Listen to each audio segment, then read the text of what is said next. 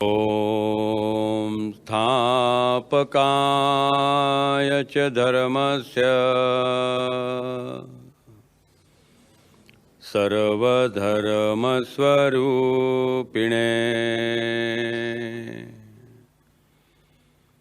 अवतारवरिष्ठाय रामकृष्णाय ते नमः। जननीं शारदां देवी रामकृष्णं जगद्गुरुं पादपद्मे तयो श्रित्वा प्रणमामि मुहुर्मुहुः। नमः श्रीयतिराजाय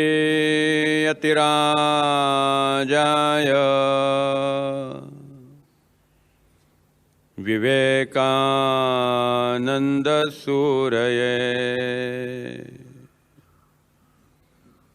सच्चित्सुखस्वरूपाय स्वामिने तापहारिणे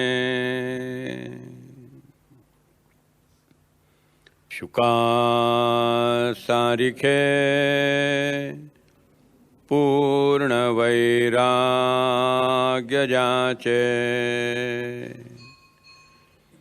वसिष्ठापरि ज्ञानयोगेश्वराचे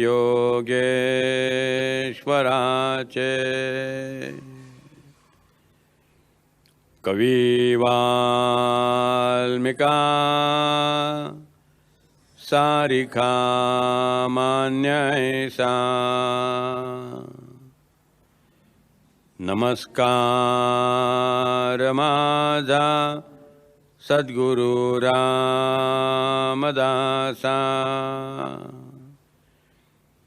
जय जय रघुवीर समर्थ सब संतन की जय। भगवान रामकृष्ण देवांचं नमन करणारा हा जो श्लोक आहे, जो आपण प्रारंभी म्हणतो, तो स्वतः स्वामी विवेकानंदांनी रचलेला आहे. एका भक्ताच्या देवघरामध्ये भगवान रामकृष्णांच्या प्रतिमेची प्रतिष्ठापना करायची होती. अमेरिकेतून विजयी होऊन परत आलेल्या स्वामीजींना त्याने त्या प्रतिष्ठापनेसाठी प्रमुख अतिथी म्हणून बोलावलेलं होतं. पण आपल्या गुरुदेवांच्या प्रतिमेसमोर बसून स्वामीजींना एकदम स्फुरण झालं आणि ह्या श्लोकात त्यांनी सर्वधर्मस्वरूपिणे असा उल्लेख केलेला आहे.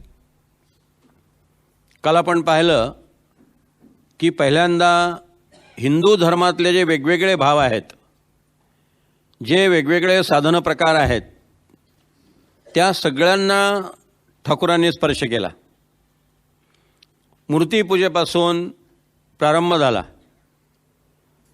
त्या काळामध्ये ते आत्मनिवेदन भक्तीसुद्धा करत असत, कालीमातेशी बोलत असत.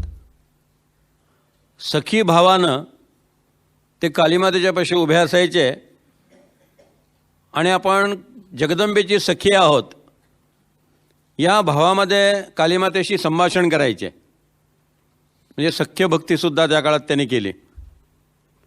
अनुसंधान तर सतत असायचं. दिव्य उन्माद सतत होत होता.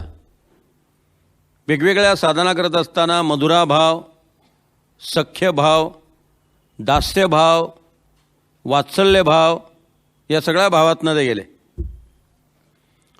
त्या त्या भावाच्या वेळेला ज्या प्रकारचं दर्शन अपेक्षित होतं त्या त्या प्रकारची देवतांची दर्शनं त्यांना प्रत्यक्ष झाली. ज्या ज्या देवांची दर्शनं झाली त्या सगळ्या मूर्तींनी त्यांच्या शरीरामध्ये प्रवेश केला आणि तिथंच ते कायम निवासाला म्हणून राहिले. पुढे मोहम्मद पैगंबर, येशू ख्रिस्त यांचीसुद्धा त्यांना दर्शनं झाली. ते साधनमार्गसुद्धा त्यांनी हाताळले. हे सगळं जगन्माता त्यांच्याकडनं करून घेते आहे. यातली कुठलीही गोष्ट जी आहे किंवा कुठलाही संकल्प जो आहे तो स्वतः रामकृष्णदेवांचा संकल्प नाही आहे, जगन्मातेचा संकल्प आहे. जगन्माता त्यांच्याकडनं ह्या सगळ्या साधना करून घेत आहेत आणि रामकृष्ण ह्या सगळ्या साधनांचा एकच आनंद घेत आहेत की या वेगवेगळ्या पद्धतीनं जेव्हा आपण परमोच्च शिखरावरती, ज्ञानाच्या शिखरावरती पोहोचतो तेव्हा आई कशी दिसते. या सगळ्या साधनपथाच्या रूपानं आईच नटलेली आहे. अनेकत्वाकडून एकत्वाकडे हा आपल्या सगळ्या आध्यात्मिक साधनेचा प्रवाह असतो आणि प्रवास असतो. विविधतेकडून एका गोष्टीकडे यायचं आणि त्या एका गोष्टीमध्ये सगळं विसर्जित करायचं. जसं सगळ्या नद्या समुद्राला येऊन मिळतात तसे हे सगळे वेगवेगळे भाव जे आहेत ते कालीमातेच्याच सागरामध्ये येऊन विसर्जित होतात. म्हणून ठाकूरांनी सर्व धर्मांच्या साधना केल्या. या धर्माधर्मातला कुठलाही संघर्ष नाही हे दाखवून दिलं आणि नरेंद्रनाथ जे त्यांना भेटले त्यांना हा सर्वधर्म समन्वय घरातच लाभलेला होता. विश्वनाथ दत्तांच्यावरती बायबलची जास्त छाप होती. त्यांचं रहन सहन जे आहे ते कुराणाच्या धर्तीवरती होतं. आईकडनं रामायण आणि महाभारताचा संस्कार मिळाला. म्हणजे सर्वधर्म समन्वयाचार्य अशा ठाकूरांना भेटण्यापूर्वीच त्यांच्या घरामध्ये हा सर्वधर्मांचा समन्वय स्वामीजींनी पाहिलेला होता. या सगळ्या साधनातनं ज्ञान प्राप्त झाल्यानंतर, तंत्रमार्गाच्या विविध प्रयोगानंतर विविध प्रकारच्या सिद्धी प्राप्त झाल्या, नाना प्रकारची दर्शनं प्राप्त झाली, नाना प्रकारच्या दिव्य अशा आध्यात्मिक अवस्था प्राप्त झाल्या आणि हे सगळं प्राप्त झाल्यानंतर आता ठाकूरांचं जीवन जे उरलं होतं ते हे सगळं कोणामध्ये तरी संक्रमित करण्यासाठी. भक्तियोग ह्या ग्रंथात स्वामी विवेकानंदांनी सद्गुरू आणि सत्शिष्य यांच्या व्याख्या केलेल्या आहेत. त्यात स्वामीजी म्हणतात की जो मनुष्य ज्ञानाने असा पूर्ण भरलेला आहे, हे ज्ञान ज्याच्यातनं ओसंडून वाहतं आहे, त्याला स्वामीजींचा शब्द आहे ओव्हरफ्लो. पाण्याची टाकी जशी ओव्हरफ्लो होते तशी एनर्जी त्या बॉडीतनं ओव्हरफ्लो व्हायला लागते. मग हे ओव्हरफ्लो झालेलं पाणी वाया जातं. ही एनर्जी वाया जाऊ नये, ही कोणामध्ये तरी संक्रमित करावी यासाठी ठाकूर व्याकुळ होते. स्वामी विवेकानंद भक्तियोगामध्ये अशा सत्पुरुषाला सद्गुरू असं म्हणतात की जो द्यायला उत्सुक आहे, जो वाटायला उत्सुक आहे आणि ते झेलण्याची क्षमता ज्याच्यामध्ये आहे त्याला स्वामीजी सत्शिष्य असं म्हणतात. की अशा प्रकारे सद्गुरू ते वाटतायत, संक्रमित करता आहेत, संचारित करता आहेत आणि ते झेलण्यासाठी जो उत्सुक आहे तो सत्शिष्य. स्वामीजींची गाठ जी पडलेली आहे ते अशा प्रकारे या सद्गुरूंशी गाठ पडलेली आहे. पण आतापर्यंत आपल्या लक्षात आलं असेल ठाकूरांच्या व्यक्तिमत्वाची जडणघडण आणि स्वामीजींच्या व्यक्तिमत्वाची जडणघडण यात मूलभूत फरक आहे. अनेक गोष्टी भिन्नतेच्या आहेत. ईश्वराची व्याकुळता, वैराग्य, पवित्र जीवन हे कॉमन फॅक्टर आहेत. पण ज्याला संस्कार म्हणतो, कौटुंबिक पार्श्वभूमी म्हणतो, असे अनेक मुद्दे जे आहेत त्यामध्ये त्यांच्यात फरक आहे. मुळात स्वामी विवेकानंदांनी वेगवेगळ्या ग्रंथांचं वाचन केलेलं आहे आणि या वेगवेगळ्या ग्रंथांचं वाचन केल्यामुळे त्यांच्या मनामध्ये संदेहवाद जास्त आहे. प्रत्येक गोष्ट जी आहे ती तर्काच्या कसोटीवरती घासून पाहायची. बुद्धिप्रामाण्य हे स्वामी विवेकानंदांच्या व्यक्तिमत्वाचं वैशिष्ट्य आहे. एखाद्याने सांगितलं म्हणून झटकन त्याच्यावरती श्रद्धा ठेवली आणि त्यानुसार अनुसरण केलं, हा स्वामीजींचा स्वभाव नाही आहे. स्वामीजींचा स्वभाव असा आहे की जे सांगितलं त्याला मान्य करायचं. त्याच्यावरती श्रद्धा ठेवली आणि त्यानुसार अनुसरण केलं, हा स्वामीजींचा स्वभाव नाही आहे. त्यांनी वेगवेगळे पश्चिमेचे ग्रंथ वाचले, पश्चिमेचे वेगवेगळे विचारवंत वाचले. मग Kant, Fichte, Hegel, Schopenhauer, Descartes, Hume, Bentham या सगळ्या लोकांचे वेगवेगळे प्रवाद वाचले, विचार प्रवाह वाचले.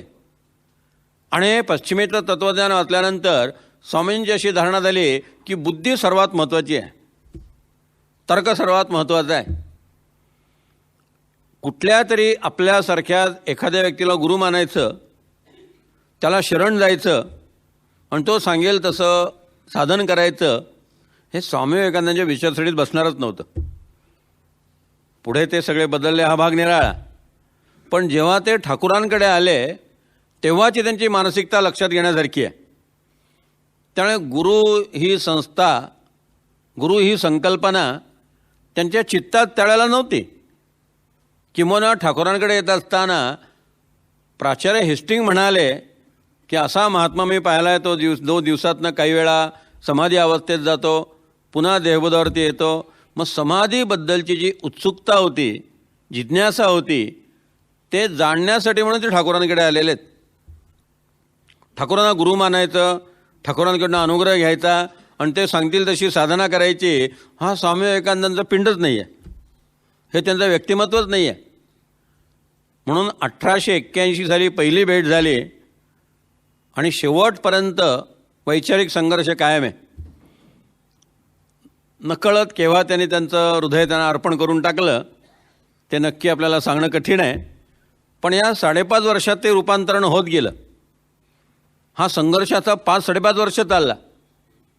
अगदी ठाकूरांनी देह ठेवला त्याच्या 4 दिवस अगोदर नरेंद्रनाथांच्या मनामध्ये संशय आहे की हे खरंच अवतार आहेत का. किती चिकित्सक स्वभाव आहे बघा. पश्चिमेचं जे शिक्षण त्यांना मिळालेलं आहे त्या शिक्षणानुसार त्यांना सांगण्यात आलं होतं, बी ॲनालिटिकल, गो थ्रू ॲनालिसिस, प्रत्येक गोष्टीचं पृथक्करण करा, प्रत्येक गोष्टीची चिरफाड करा. आजच्या कॉलेजच्या युवकांचा स्वामी विवेकानंद हे आदर्श आहेत.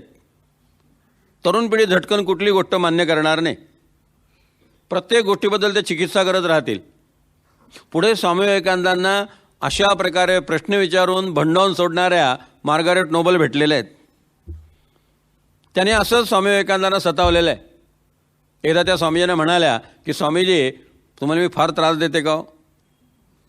तेव्हा स्वामीजी म्हणाले, मी माझ्या गुरूंना यापेक्षा जास्त पिळलेलं आहे. कारण मार्गारेट नोबल ह्या नारीसुलभ मर्यादेमध्येच होत्या. जरी त्या तर्क बुद्धी यांचा वापर करणाऱ्या असल्या तरी शेवटी एखाद्या स्त्रीला साजेसं अशा प्रकारचेच त्यांचे संदेह असायचे.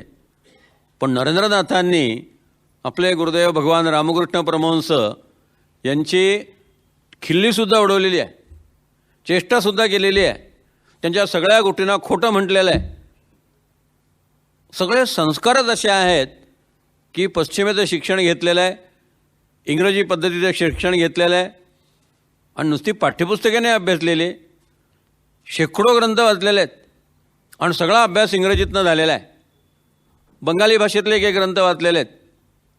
पण असं जे मेंदूला, बुद्धीला चेतना देणारं, चालना देणारं असं सगळं वाङ्मय जे आहे ते सगळं वाङ्मय त्यांनी वाचलेलं आहे.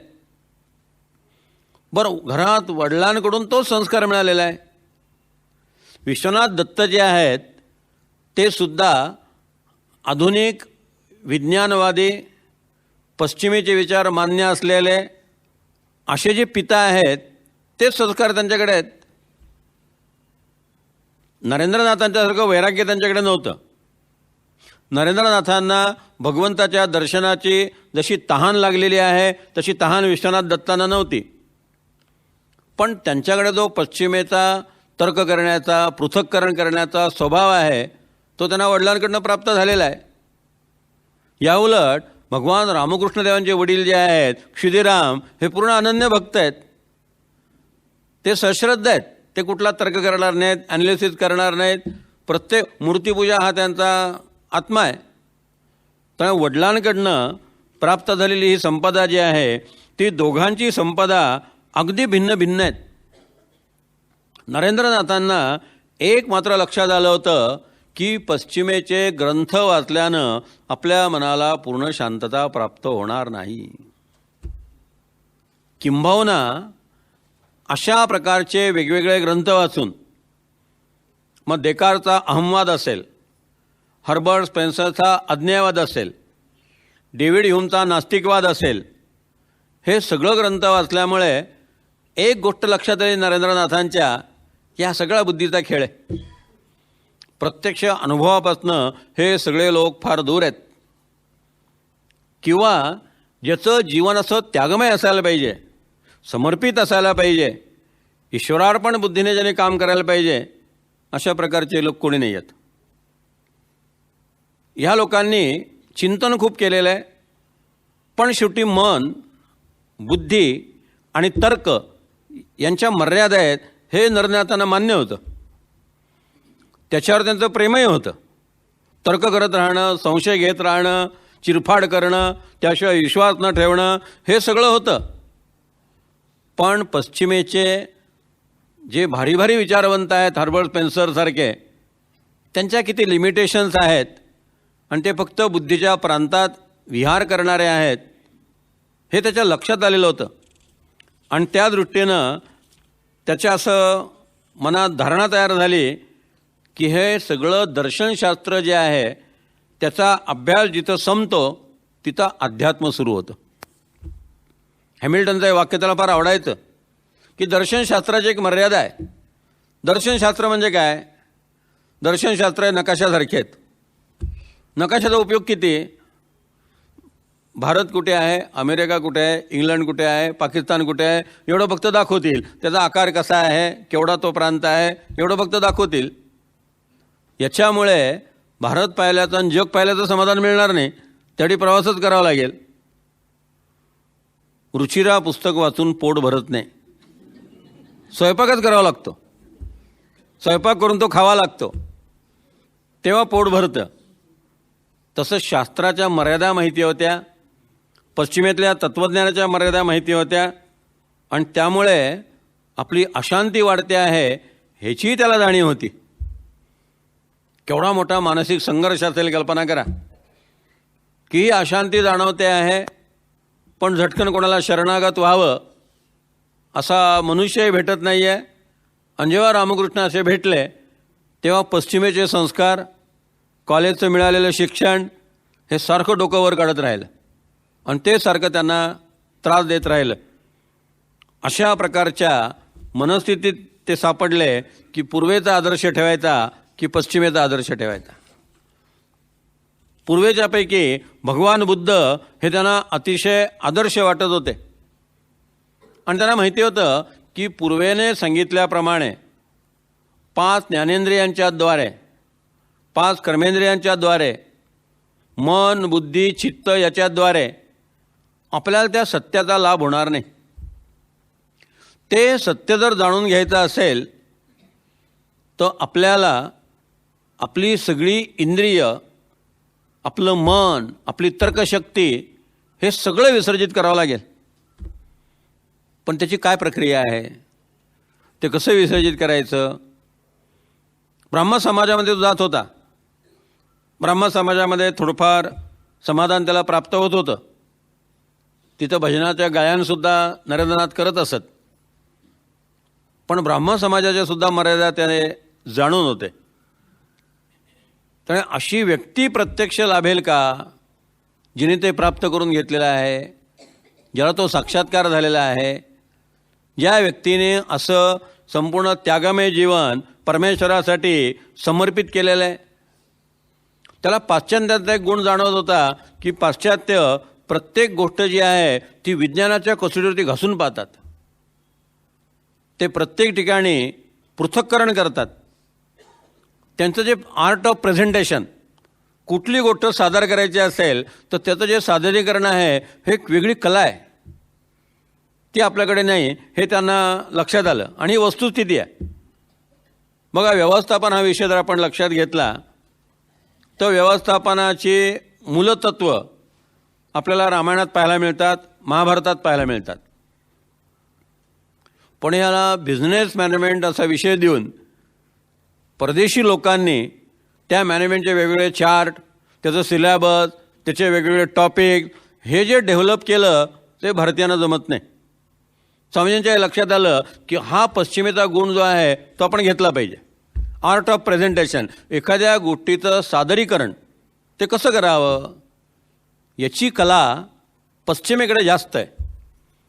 आणि पश्चिमेचा हा गुण स्वामीजी स्वीकारत होते, पण त्याच्या मर्यादा ज्या आहेत त्याही स्वामीजींच्या लक्षात येत होत्या. भगवद्गीतेच्या प्रेमात ते पडले. भगवद्गीता जेव्हा वाचली तेव्हा स्वामीजी खूप भारावून गेले. आणि मग जो भेटेल त्याच्याजवळ ते भगवद्गीतेबद्दल बोलायचे आणि भगवद्गीतेची प्रशंसा करायचे. जे नरेंद्रनाथ पूर्वेच्या अनेक ग्रंथांची खिल्ली उडवत होते ते नरेंद्रनाथ गीतेच्या इतक्या प्रेमात पडले आहेत हे पाहिल्यावरती मुद्दाम ठाकूरांना एखाद्याने सांगितलं की नरेंद्र गीतेबद्दल फार चांगलं बोलतोय. ठाकूरही पक्के होते. ठाकूरांनी टोमणा मारला, बहुतेक कुठल्या तरी इंग्रज साहेबांनी गीतेची स्तुती केली असेल आणि म्हणून ते तिकडे वळले असतील. पण अशा पद्धतीनं या सगळ्या गोष्टीचं ॲनालिसिस करायचं हा विवेकानंदांचा पिंड आहे. मग आपण पूर्वेचा स्वीकार करायचा का पश्चिमेचा स्वीकार करायचा ह्या संघर्षामध्ये स्वामीजी पडलेले आहेत. जेव्हा ते ब्राह्मण समाजामध्ये जात होते तिथे त्यांना निराकार ध्यान करायला सांगितलेलं होतं.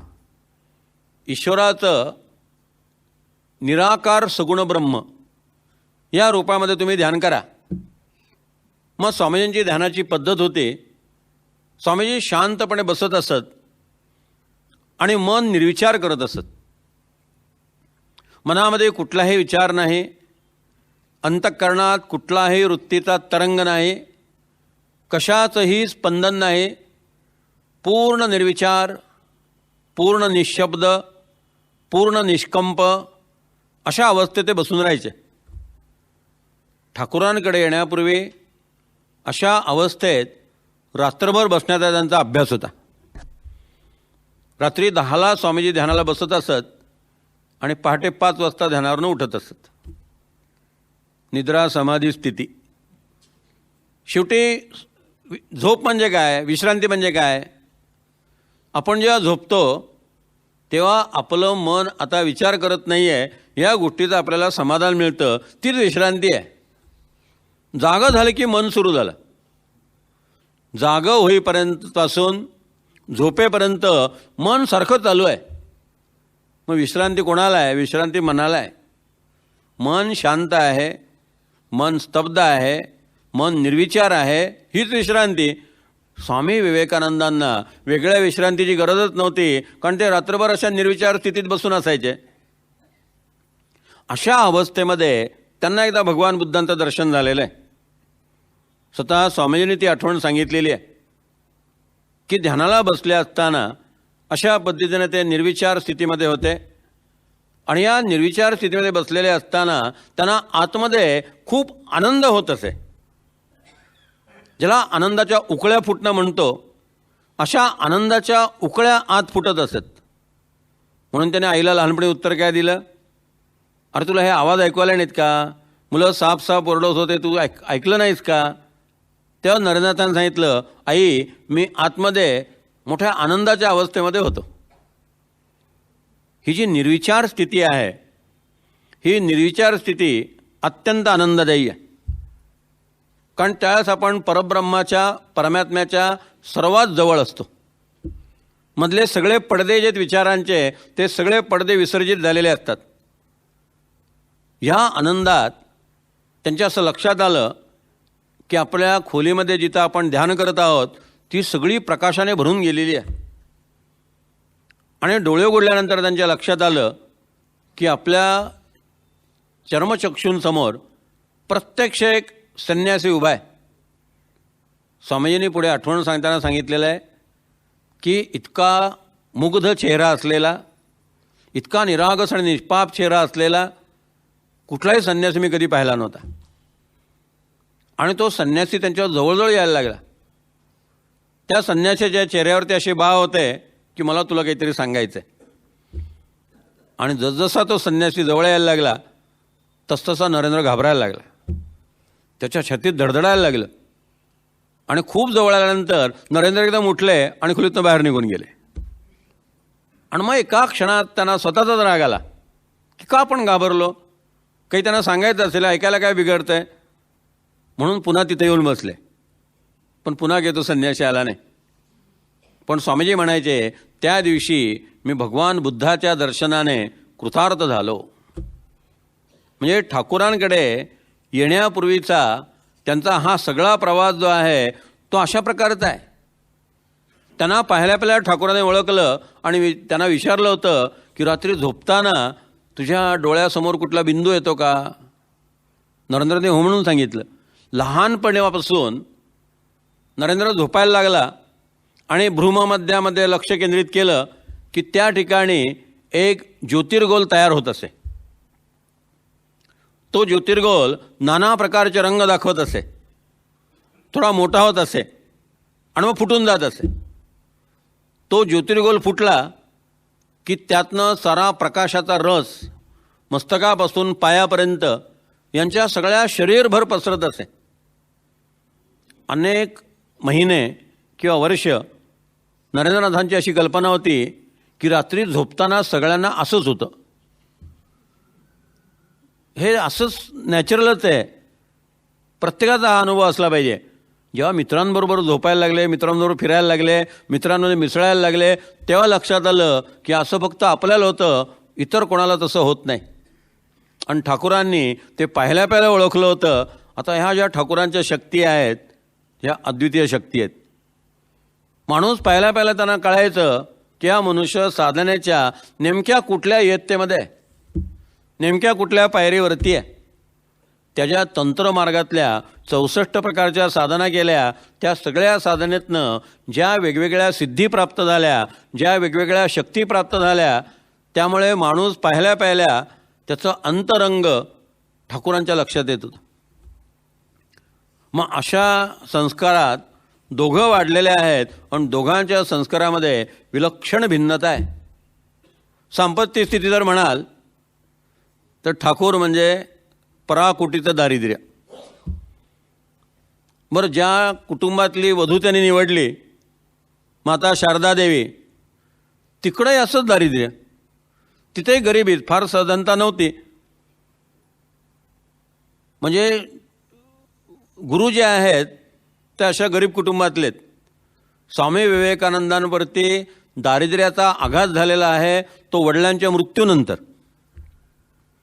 पण 3 पिढ्या सुप्रीम कोर्टात वकिलीचं बॅकग्राऊंड असल्यामुळे, ती व्यवसायाची पार्श्वभूमी लाभल्यामुळे स्वामी विवेकानंद सधन होते, संपन्न होते. कलकत्त्यामध्ये दत्त घराण्याचा फार मोठा दबदबा होता. त्यामुळे सांपत्तिकदृष्ट्या दोघांमध्ये विलक्षण फरक आहे. शिक्षणाच्या दृष्टीत आपण पाहिलं, लिहिता यायला लागलं, वाचता यायला लागलं आणि ठाकूरांचं शिक्षण संपलं. डाळ तांदळाची विद्या नको असं म्हणून त्याने शाळा सोडून दिली. याउलट स्वामी विवेकानंद हे कलकत्ता विद्यापीठाच्या BAच्या परीक्षेला बसलेले आहेत. ठाकूरांकडे ते पहिल्यांदा आले तर ते महाविद्यालयाने युवक म्हणून आलेले आहेत. FY BAचा त्या अभ्यास त्या काळामध्ये करत होते. म्हणजे शिक्षणाच्या बाबतीत दोघांमध्ये फरक, उपासना पद्धतीत फरक. ठाकूर मूर्तिपूजा मानत होते, नरेंद्रनाथ मूर्तिपूजा मानत नव्हते. ब्राह्मण समाजाचा सदस्य असताना ब्राह्मण समाजाच्या प्रतिज्ञापत्रावरती त्यांनी जी सही केली होती, कोणालाही सदस्य होता येत नव्हतं, त्या अटी मान्य कराव्या लागत होत्या. मग त्यातली एक अट होती, मी आयुष्यात कधीही मूर्तीला नमस्कार करणार नाही, मी मूर्तिपूजा मानणार नाही, परमेश्वर मूर्तीमध्ये असत नाही, यावर त्यांनी सही केलेली होती. आणि सही का केली होती? उगीच दडपून सही केली नव्हती, अंडर प्रेशर केलेली नव्हती. त्यांची धारणाच होती की परमेश्वर हा निराकार आहे, तो साकार असू शकत नाही. अवतारी कल्पना त्यांना मान्य नव्हती.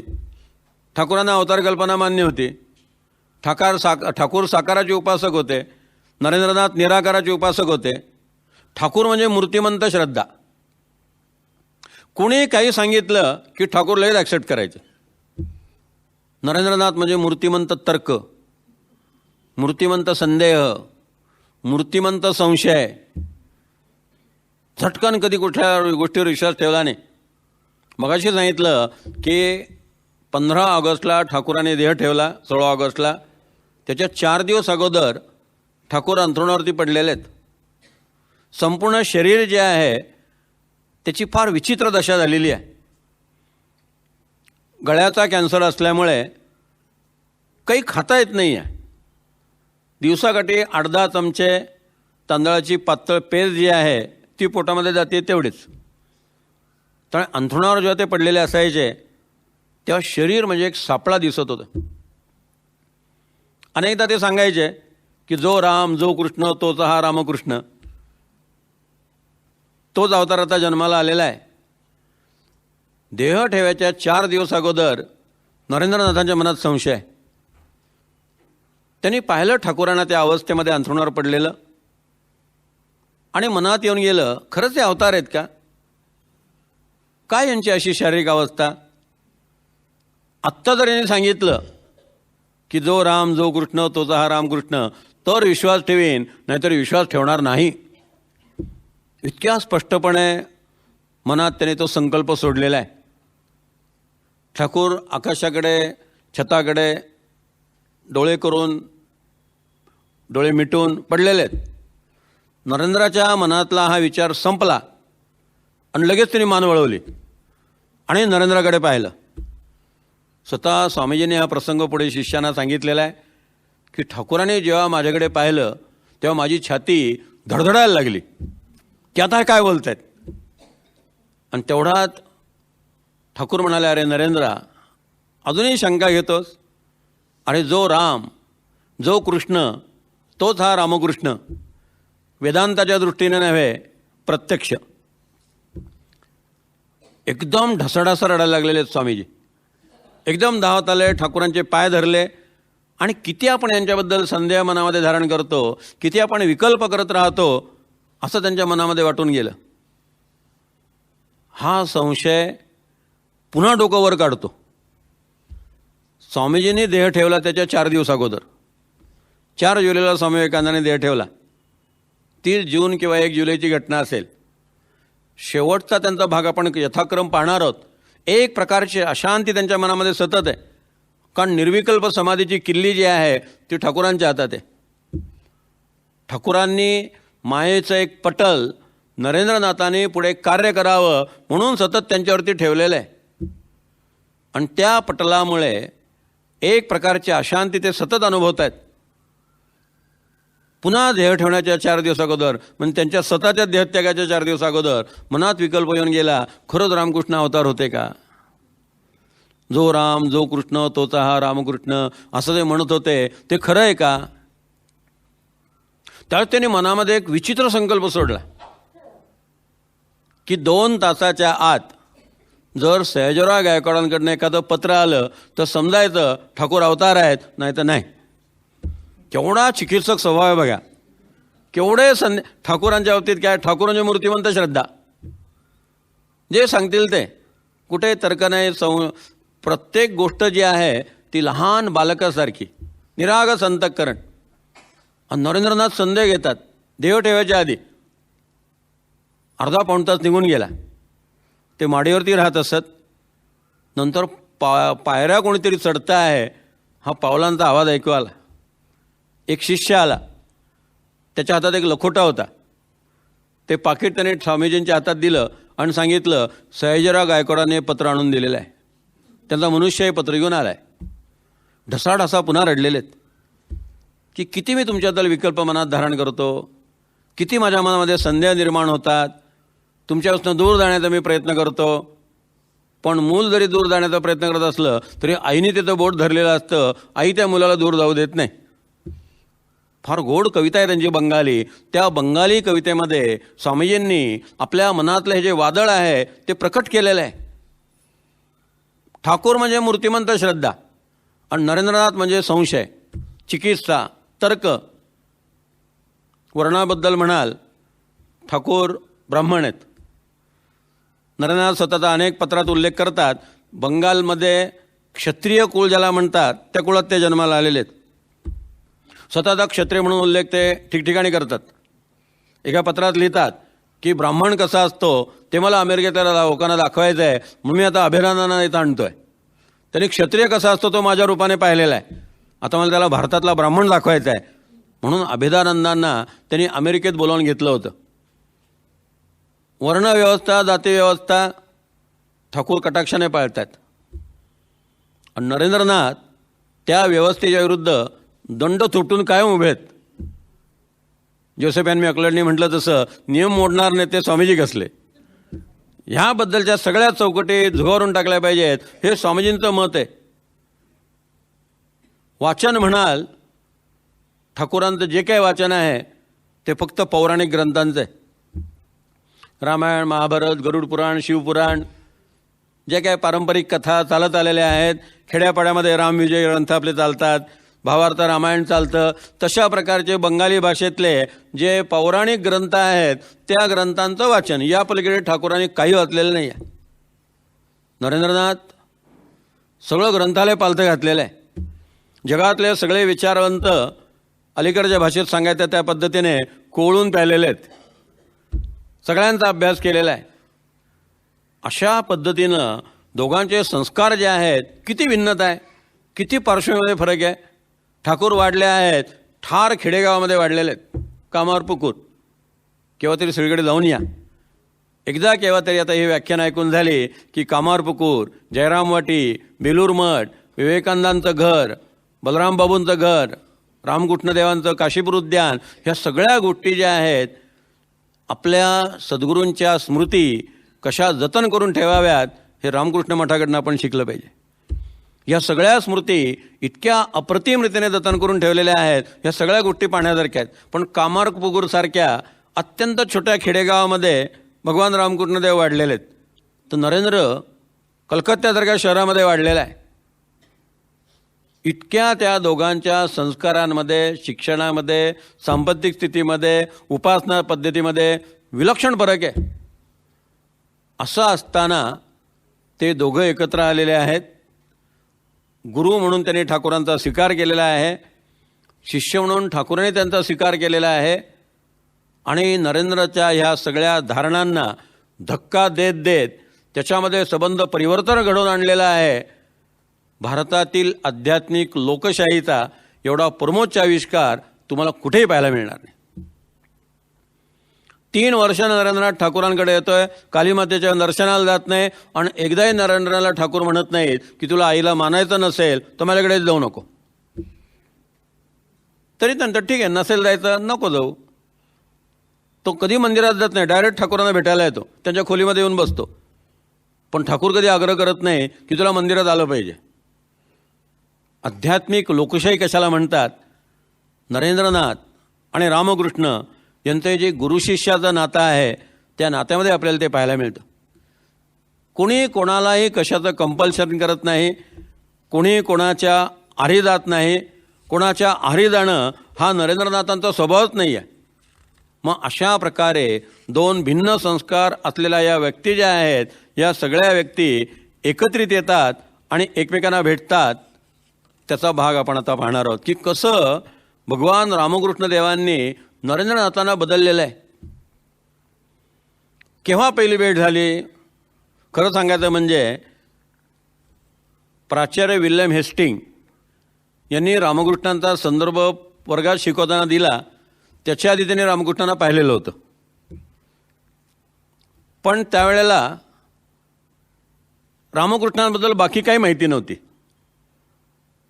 ते जे रामकृष्णांना त्यांनी पाहिलं त्या रामकृष्ण त्यांच्या उन्मनी अवस्थेत म्हणा, भावावस्थेत म्हणा, नशेमध्ये म्हणा, अशा अवस्थेमध्ये होते, उच्च अशा आध्यात्मिक अवस्थेमध्ये होते. थोडासा संवाद झाला पण तो एकतर्फी फक्त रामकृष्णांच्याकडनं झाला. घडलं असं होतं की ज्या शिमुल्या मोहल्ल्यात नरेंद्रनाथ राहत होते त्या शिमुल्या मोहल्ल्यात सुरेंद्रनाथ मित्र या नावाचे एक ग्रस्त होते. स्वामी विवेकानंदांचे काका डॉक्टर रामचंद्र दत्त यांनी सुरेंद्रनाथ मित्रांना रामकृष्णांकडे नेलं आणि पहिल्याच भेटीत सुरेंद्रनाथ मित्र रामकृष्णांचे अनन्य भक्त झाले. मग सुरेंद्रनाथ, रामचंद्र दत्त हे वरचेवर रामकृष्णांच्याकडे जात असत. एक दिवस सुरेंद्रनाथ मित्रांना असं वाटलं की भगवान रामकृष्ण देवांना आपल्या घरी बोलवावं, म्हणून त्याने रामकृष्ण देवांना आमंत्रण दिलेलं आहे. एका प्रसिद्ध गायकाचं गायन त्यावेळेस ठेवलं होतं, कारण रामकृष्णांना भजनं फार आवडायची, भक्तिगीतं त्यांना खूप आवडत असत आणि ते ऐकता ऐकता ते भावावस्थेमध्ये जात असत. ऐनवेळेवरती तो जो गायक होता त्याचा आवाज बसला. मग आता ऐनवेळी काय करावं, मग जवळच नरेंद्र आहे, तो चांगला गातो, त्याला बोलवा, म्हणून नरेंद्रनाथाला बोलवण्यात आलं. आणि त्यावेळेस नरेंद्रनाथानं पहिल्यांदा रामकृष्ण परमहंसांना पाहिलं. रामकृष्णाने देखील त्यावेळेला पहिल्यांदा ठाकूरांना पाहिलेलं आहे. नरेंद्रनाथ पाहत असताना गुरु हा विषय त्याच्या डोक्यामध्ये नाही आहे. अशा एखाद्या व्यक्तीला मानायचं असतं, हा कुठलाही पूर्वसंस्कार नाही आहे. केवळ सुरेंद्रनाथ मित्र एक फार मोठा मनुष्य आहे, त्याने आपल्याला भजनं गायला बोलवलेलं आहे म्हणून नरेंद्रनाथ तिथं आलेले आहेत. पण ठाकूरांनी नरेंद्रनाथाचं लगेच निरीक्षण केलेलं आहे. ठाकूरांनी आठवण सांगितलेली आहे की नरेंद्र जेव्हा नमस्कार करायला आला तेव्हा त्याच्या शर्टची बटणं जी आहेत ती नीट लावलेली नव्हती, त्याने नीट भांग पाडलेला नव्हता. बटण आणि काजं यांची अदलाबदल झाली होती. ठाकूर म्हणतात त्याच्याकडे पाहिल्यावर लक्षात आलं महाराज ढिलेत. पश्चिमेतल्या अनेक लोकांनी विवेकानंदांच्या आठवणी लिहून ठेवलेल्या आहेत. त्यात त्यांनी लिहून ठेवलेलं आहे की स्वामी विवेकानंदांना तसं व्यवस्थितपणाचं वावडं होतं. एवढा गुण घ्यायला हरकत नाही. आपण प्रवचनाच्या वेळेला ते ठकठीक तयार होऊन जात असत.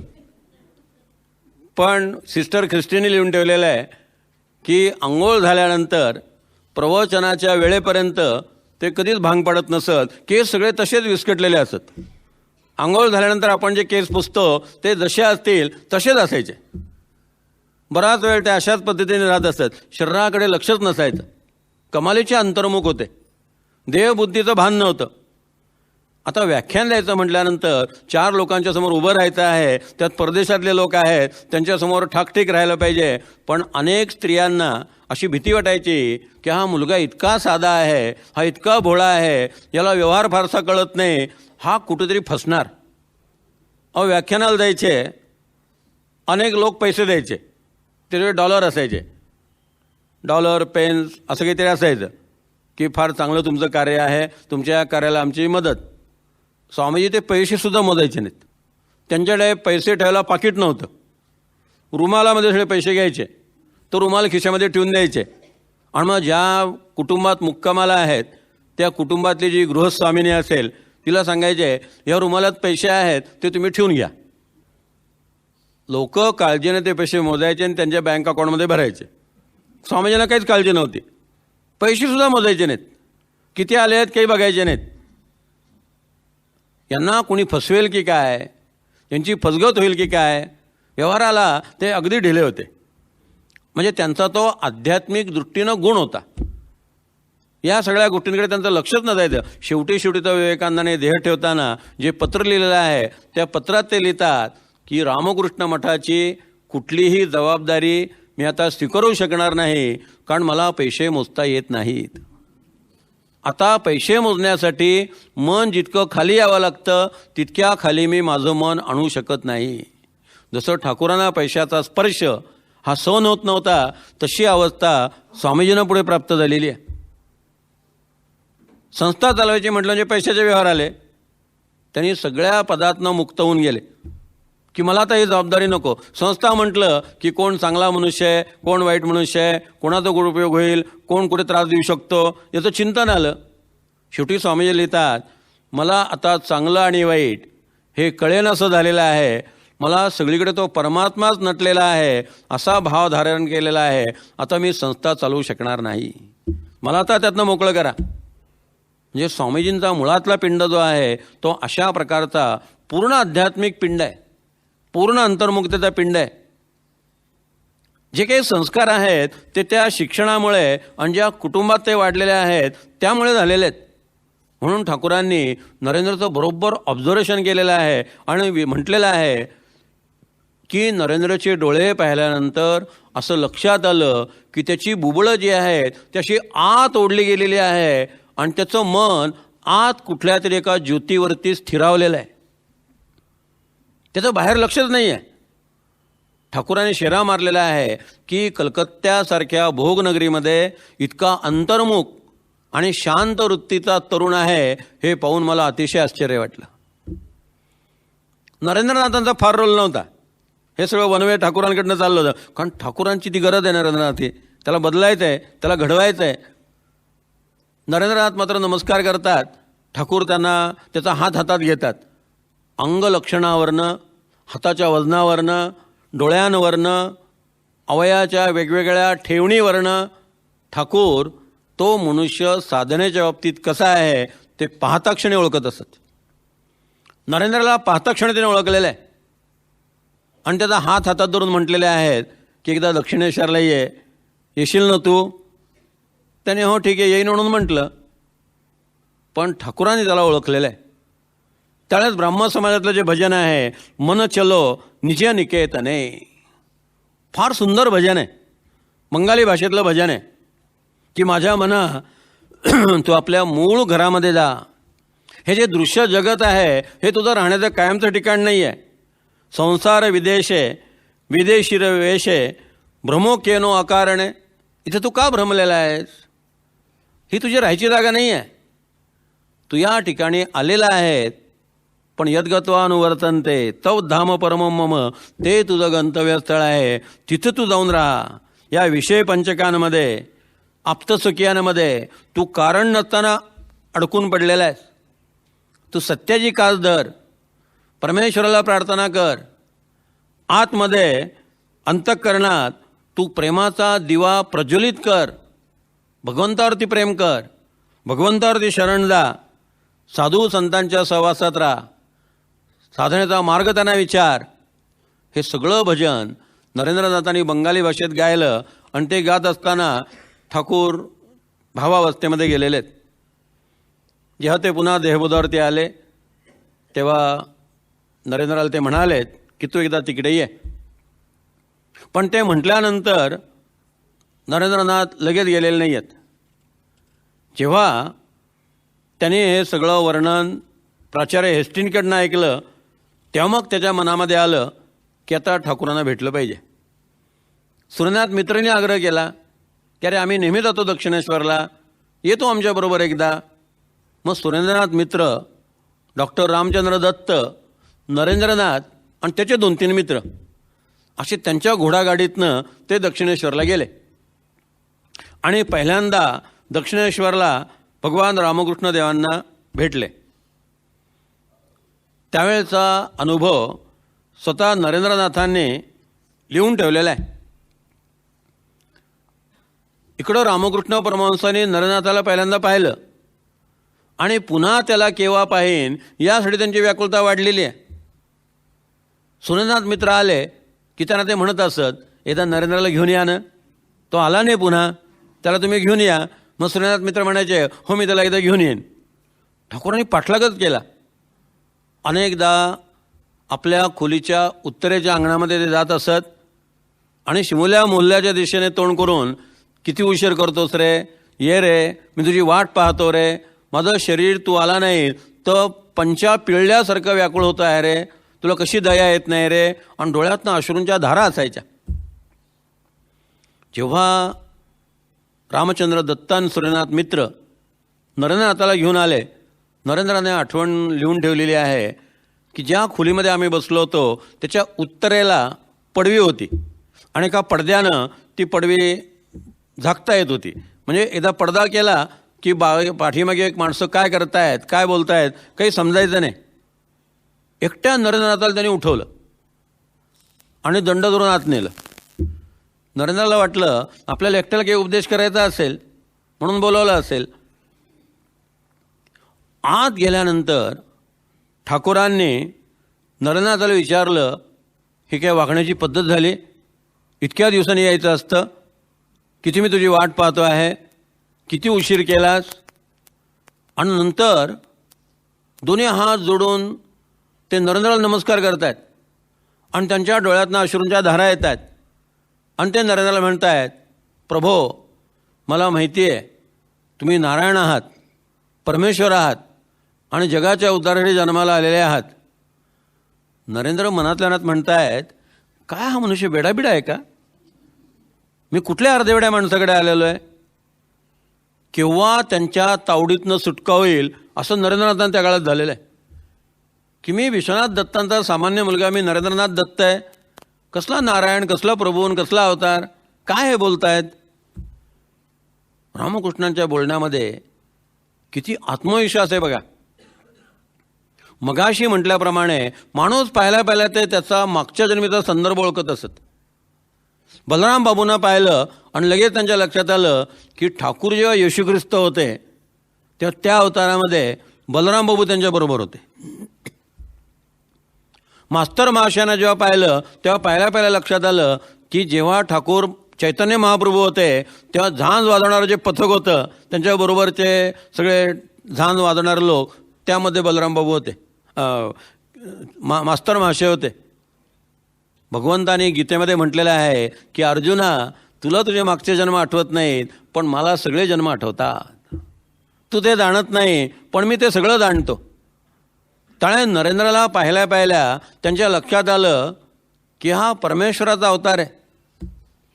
पण नरेंद्रने एक पक्की खात्री करून घेतली की अतिभक्ती केल्यामुळे यांच्या डोक्यावरती काहीतरी परिणाम झालेला आहे. आणि तेवढं ठाकूर थांबत नाहीत. थांब जरा, इथंच उभा राहा. आणि लगेच बाजूला गेले. तिथं लोण्याचा गोळा, ती काही बंगाली मिठाई ज्याला संदेश म्हणतात, अशी बंगाली संदेश नावाची मिठाई ती घेतली आणि आपल्या हाताने नरेंद्राला भरवायला लागले. नरेंद्राला इतकं ऑकवर्ड झालं. सगळ्या परदेशी याच्यामध्ये वाढलेले, परदेशी शिक्षण, परदेशी संस्कार, त्यांच्या मॅनर्स, एटिकेट्स यामध्ये वाढलेले. त्यामुळे त्यांना ते सगळं ऑकवर्डच वाटणार. तो म्हटला, तुम्ही ते माझ्या हातात द्या, आम्ही सगळे मित्र मिळून खातो. त्यांचं बघू नंतर, तू आधी खा. आणि दंड हजारला हातामध्ये आणि आपल्या हाताने बळ त्याला भरवायला लागले. नरेंद्रला कळे ना की आपल्या एकट्याला काय भरवत आहेत.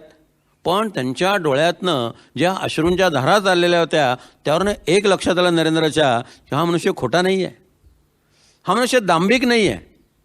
का आपल्यावरती एवढं प्रेम करतो? आणि ते सगळं खाऊन झाल्यानंतर नरेंद्राला त्याने हात धरला, इतकं पक्कं मनगट धरलं आणि सांगितलं, बोल, पुन्हा मला भेटायला येशील आणि एकटा येशील. पहिल्यांदा आयुष्यात नरेंद्रनाथ नाईलाज असतो बोलले, हो येईन म्हटले. कारण असं तसं म्हटल्याविषयी यांच्या हातात आता सुटका होणार नाही हे लक्षात आलं आणि नाईलाज म्हणून येईन म्हणून म्हटले. आणि मग रामकृष्णाने त्यांना सोडलं. रात्रभर नरेंद्रनाथ बेचैन आहेत.